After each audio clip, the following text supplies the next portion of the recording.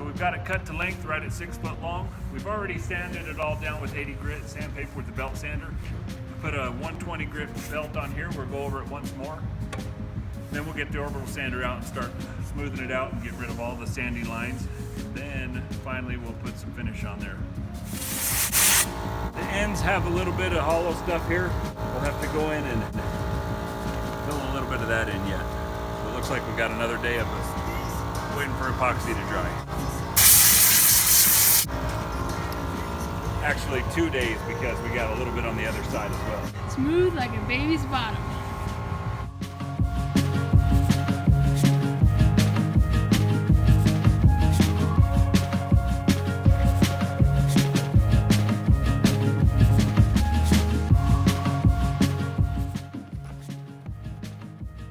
All right, looks like it's settled down in there pretty good. A little bit tacky still. Looks like we leaked through a little bit from the tape, but that's all right. We'll remove the tape, flip it over, and check out the other side.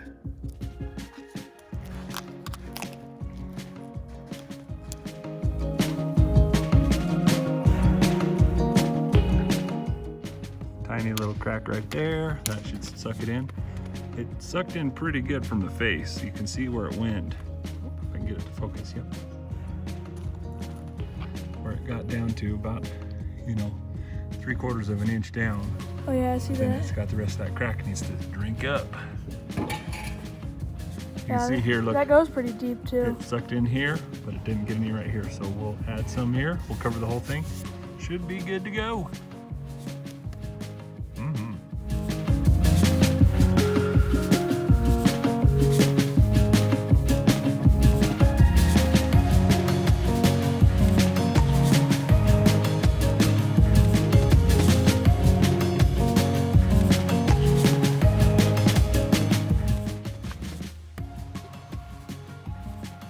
Not bad.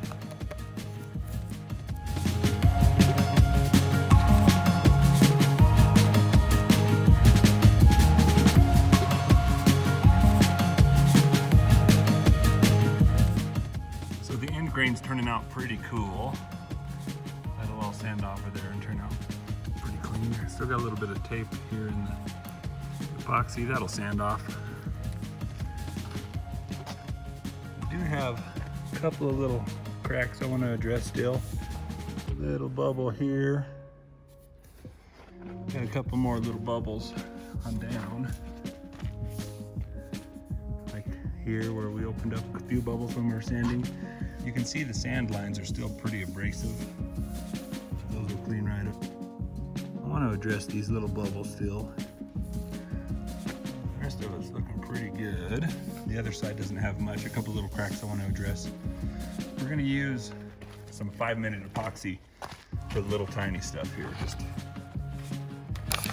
that way we don't have to wait 24 hours to sand on it. We'll still have to wait several hours to sand it, but I won't have to wait up to a couple of days. 24 hours, 48 hours. This stuff takes sometimes to get to a place where you can sand it. Once we get the final finish on the thing, it should get to the point where it's not going to crack up and continue to develop those little cracks. It's an old tree. It's been dead for a long time. Once we get that seal on it, it should stop cracking or getting any further damage to it. I'll go ahead and mix about half of this 5-minute epoxy. Yum.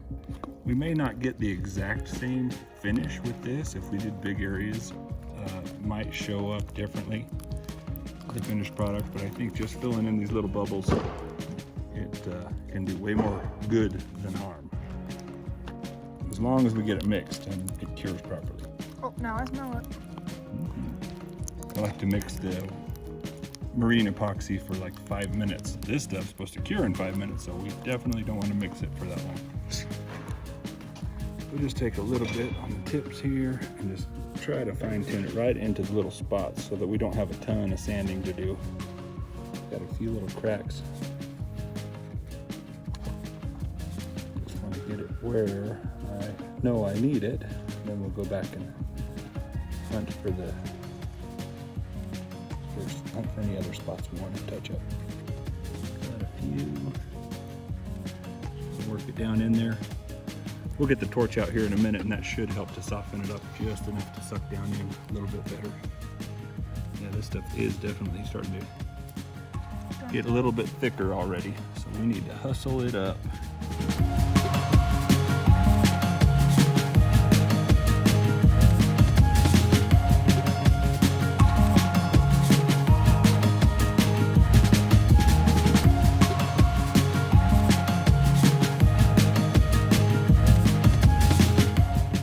So that 5-minute epoxy is living up to its name. It's already quite tacky. And I think we can go ahead and turn this guy and work on the other side. I think it's done running around. It's still tacky and way too soon to sand it, but I think we can go ahead and flip it and do the other side.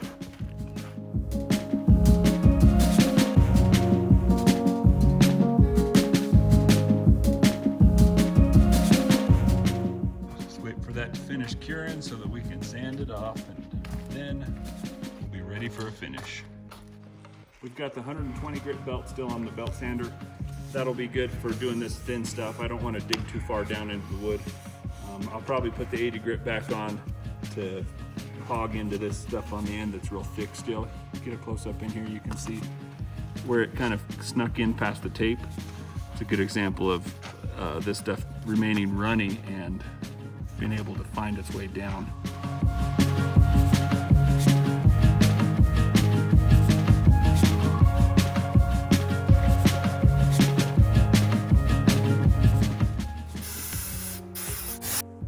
Okay, we're ready to put the finish on. I really like this clear, deft satin finish. It comes in these rattle cans. But the cheapest place I've found this stuff is actually at Home Depot. I've looked everywhere for it, tried to buy it in bulk and stuff. Still, I can't beat the Home Depot price. It was like $5.50 a can. So it's not super cheap, but for the money, it's the best that I've found. Gotta make sure we shake it really good. And we're gonna have a few cans because we like to do a lot of coats of this stuff. One thing I like about it is you don't have to wait a whole lot of time between coats. You can go around and do a nice coat. By the time you get done, you're about ready to start another coat. So we can just keep laying it on there, and I like to make it several coats thick so as it offers a little bit of protection to the wood, and it really brings out the grain. You'll watch it, you'll see it just pop in there. I know these sawhorses are for working. Still kind of fond of them. We just built those guys. Check that out in another video. A couple other videos on that actually. These are our timber frame sawhorses. They turned out really slick, and I'm super happy with them. So we're gonna protect them with cardboard so I don't paint them or put finish on them. Ooh, this is gonna look good. A lot of work for just a hunk of wood. Very true. Luckily, it's not just a hunk of wood. It's a beautiful mantle. Yeah.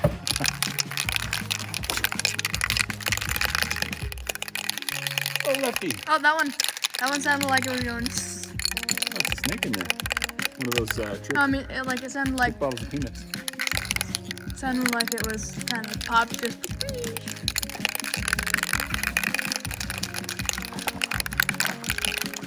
5 hours later.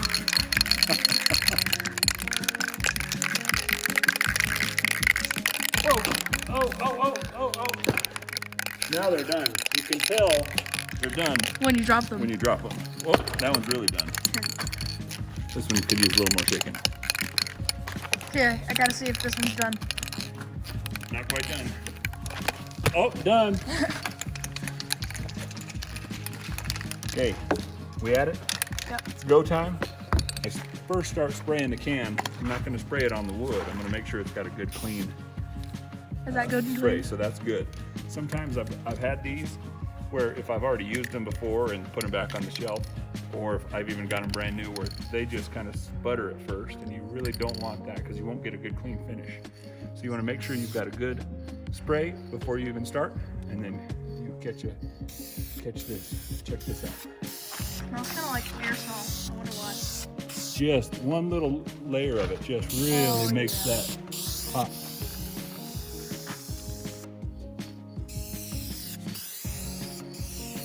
spraying, you don't want to start or stop spraying unless you're moving. And usually you want it to be off the project, off the wood. So I'm going to start spraying here, get a good continuous flow, and then start on the other side. Sometimes you can do smaller ones. This is already doing it, like being really, it's gonna be really cool. Now look at that finish coming out of there.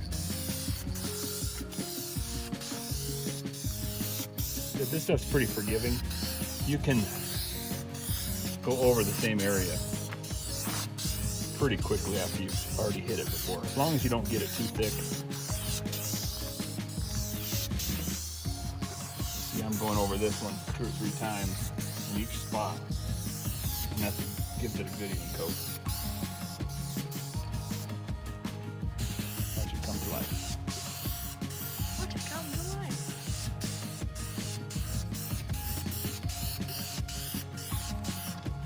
And wow. Keep it on. Paint and wood.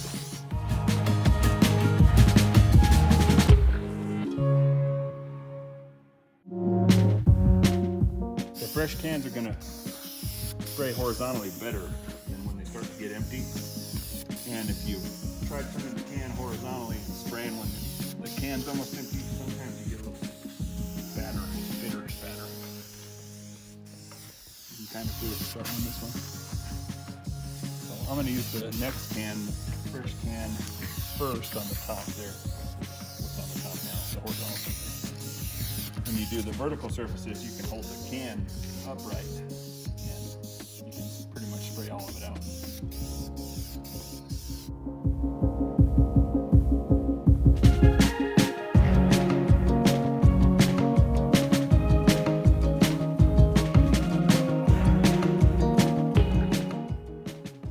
All right, here we are. Pretty well finished with everything. Got the finish on there.